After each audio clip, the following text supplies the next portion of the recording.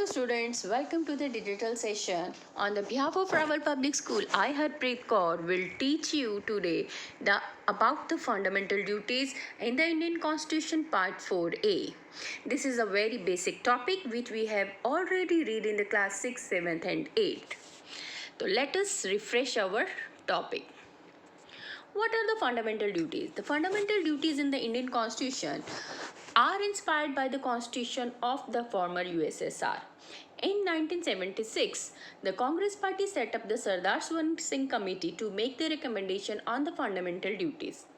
The 42nd Amendment Act of 1976 added some responsibilities of Indian citizens to our Constitution, called the fundamental duties. This amendment added a new part, namely Part 4A to the Constitution. This newly part consists only one article, that is Article 51A, which for the first time specify the code of 10 fundamental duties of the citizen.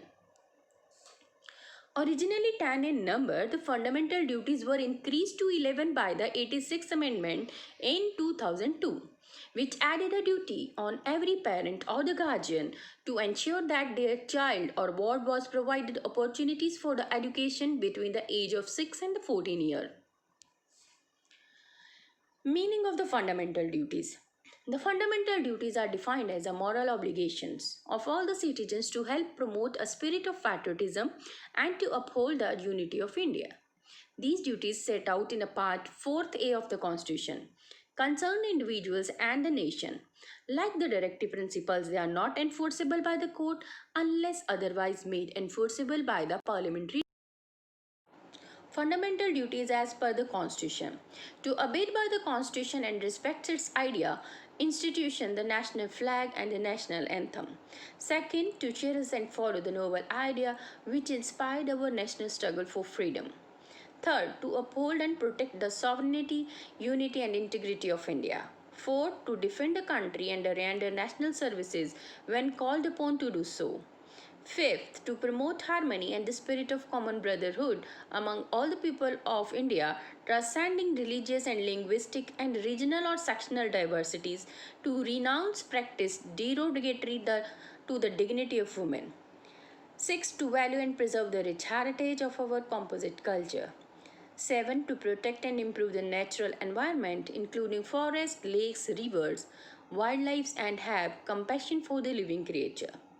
8. To develop scientific temper, humanism, and spirit of inquiry and reform.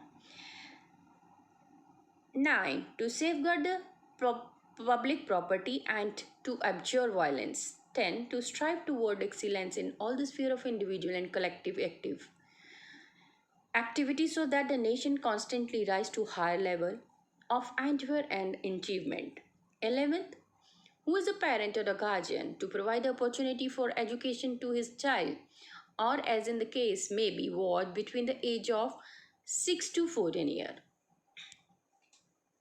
Non-enforceable and non-justiciable nature means that no one can punish in the case of their violation or non-compliances of any fundamental duties. Similarly, these duties are non-enforceable in nature, that is, no court can or any government body can directly enforce any of these duties on any particular citizen. In the conclusion, we can say, and for the enjoyment of the valuable fundamental rights, firstly, we need to obey our fundamental duties seriously as a law-abiding citizen and must realize that he has a certain duties toward the nation to achieve the objective of Part 4A, that is national integrity and respect. Because as Halman says, there can be no right without a corresponding duty. Thank you. Have a nice day. And I hope you were all aware of the fundamental duties in the Indian Constitution Part 4A provided to its citizen.